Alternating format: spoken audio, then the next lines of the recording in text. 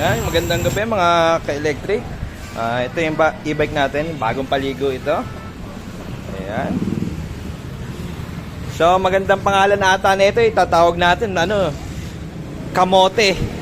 O kaya, sweet potato. Ayan, kulay kamote, sakto. Ayan, Ayan, dahil, nagte-trending yung, sweet potato. Baka ipangalan na lang natin dito sa e-bike natin, sweet potato. Ayan, sakto yung kulay, sweet potato.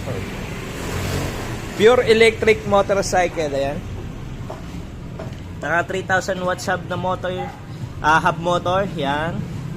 Then, ang kayang speed nito is nasa 100 plus. Yung battery nito, lithium na. Ayan. Ang kayang takbo yun sa isang full charge, mga 180 kilometers, ganyan. Yan. Yan, bagong paligo yung kamote, Yan, bagong paligo yung kamote. Yan, saktong-sakto sa kulay, kamote.